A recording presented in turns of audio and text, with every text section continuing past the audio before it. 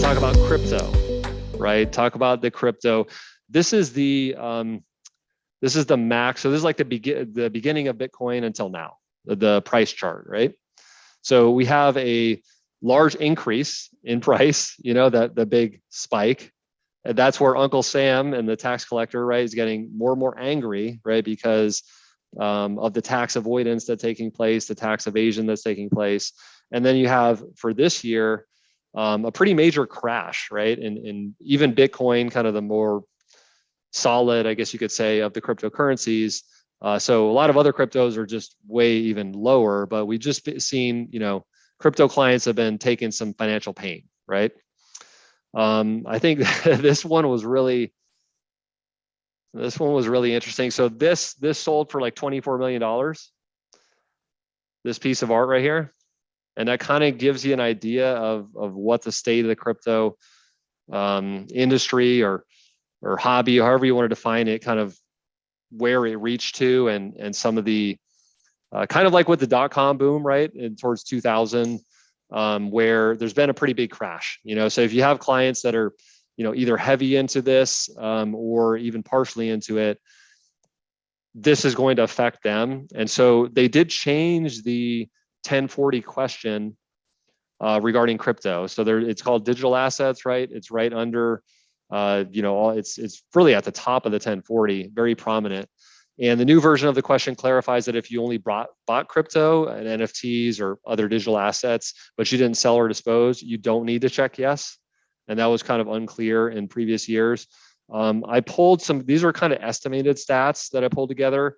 There were about 2.3 million yes boxes for this crypto question for tax year 2020, and versus about 36 million active crypto users. So that indicates a pretty low compliance rate and a pretty low reporting rate. It might not be 6% because maybe some people only did buy, right, and they didn't sell, but it's probably a pretty low rate. And so this is, this is a factor, right? This type of where, I wasn't too interested in reporting the gains, when I was making the money, but I definitely want to look into reporting the losses. So I want to have for you guys kind of for clients that lost money in crypto, what are the options other than claiming the $3,000,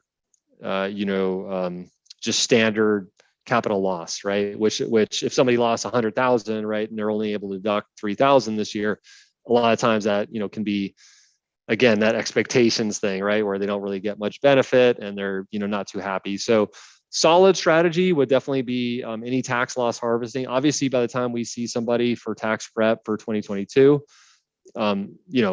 they would have already had to initiated this strategy before 2022 ended, right, where they could liquidate some stock gains, for example, or even some other crypto gains against crypto losses, and get some cash with no taxes, right? So that'd be a very solid strategy, very acceptable by IRS standards. There's no wash sale for crypto, wash sale rule, so you can buy back that same crypto right after you liquidate it to get your tax loss. A few of the more questionable strategies or aggressive strategies that you're going to see people, tax pros and also just crypto people that are doing their own taxes try to apply, right? And I put some links here in case you want to do further research on them. Again, with crypto taxes, you can really get down a rabbit hole on it. So I'm trying to kind of contain it here, but also give you some links if you want to look into this further. There's potentially abandonment loss on Form 4797, where you may be able to pick up some of these losses as an ordinary loss. Again, these are more in the questionable or aggressive category. Theft loss. And keep in mind that with a theft loss, it's going to be different if the cryptocurrency was actually stolen, like from your client, right? By their wallet got hacked or something like that, versus something like the FTX collapse, right? Where there was fraud by the leadership, allegedly. And so that is a different situation as far as theft or fraud. Those are two different situations. And then there's mark to market, which again, it's in that questionable category, but it might be something you do hear from clients. In general, as we head into tax season, this is kind of how we view the cryptocurrency engagement process, right? Is a crypto involved client wants help, right? A lot of these crypto clients there's different software tools like Zen Ledger, Bitcoin.tax, CoinTracker.io, where they can actually bring you or provide you an 8949, right? Showing, and you can just report that in your tax software.